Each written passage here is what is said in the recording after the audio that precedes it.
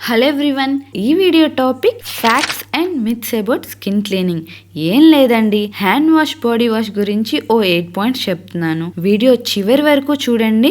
I swear ఆవగింజంతైనా మీకు ఉపయోగపడుతుంది. First point and basic point, what is skin cleaning?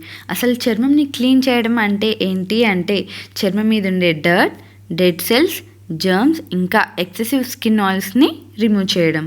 Point number 2, can water alone clean the skin? అసలు చర్మంని శుభ్రపరచుకోవడానికి water ఒక్కటి సరిపోతుందా అంటే partially true, సరిపోతుంది, కానీ అన్ని సందర్భాల్లో మాత్రం కాదు.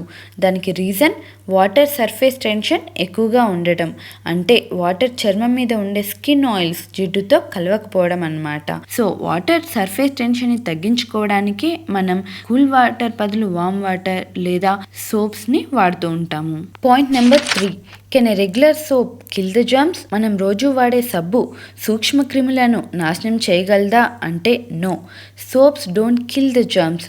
సోప్స్ అన్నవి మనం వాటర్తో వాష్ చేసినప్పుడు క్రిములు మన చర్మంని వదిలి వెళ్ళేలా చేస్తాయి, అంతే.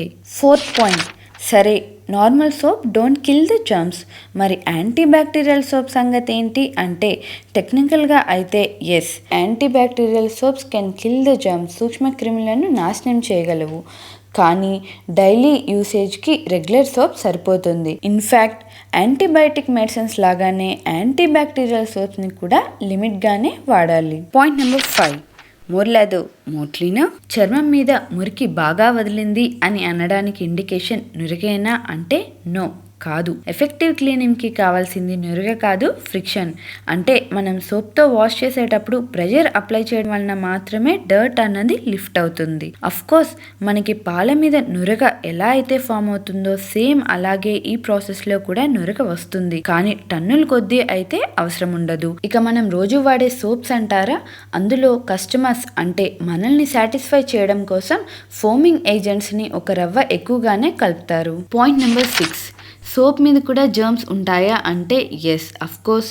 మిగతా అన్ని సర్ఫేసెస్ మీద ఉండేట్లుగానే జర్మ్స్ సబ్బు మీద కూడా ఉండొచ్చు, కానీ దీనివల్ల పెద్దగా నష్టం ఏమీ ఉండదు. ఏదేమైనా వాష్ సైకిల్కి మధ్యలో తడి లేకుండా సోప్ పూర్తిగా ఆరేట్లు చూసుకోవడం ఒక మంచి hygienic practice. Point number 7, bar soap, liquid soap, ఏది బెటర్ అంటే రెండు మంచివే, బోత్ సర్వ్ ది పర్పస్. ఎక్కువ మంది ఉండే చోట పబ్లిక్ ప్లేసెస్లో లిక్విడ్ సోప్ విత్ డిస్పెన్సర్ అన్నది మోర్ హైజీనిక్, కానీ bar soaps are more eco friendly. Bar soaps కంటే లిక్విడ్ సోప్స్ ప్రొడ్యూస్ చేయడానికి 5% టైమ్స్ మోర్ ఎనర్జీ, ప్యాకింగ్ చేయడానికి 20 టైమ్స్ మోర్ ఎనర్జీ, ఇంకా యూసేజ్ అంటే వాడటంలో 7 టైమ్స్ మోర్ సోప్ అన్నది అవసరమవుతుంది. సో మీ అవసరాన్ని బట్టి choose wisely between bar soap and liquid soap. 8th point, hand sanitisers versus soap, ఏది బెటర్?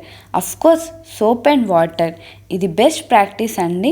మనం వాటర్ అవైలబుల్ లేని టైంలో మాత్రమే శానిటైజర్స్ని వాడాలి. దీనికి మెయిన్గా 3 రీజన్స్ ఉన్నాయి. రీజన్ నెంబర్ 1, శానిటైజర్స్ అన్నవి జర్మ్స్ని చంపగలదు, కానీ అన్నింటినీ మాత్రం కాదు.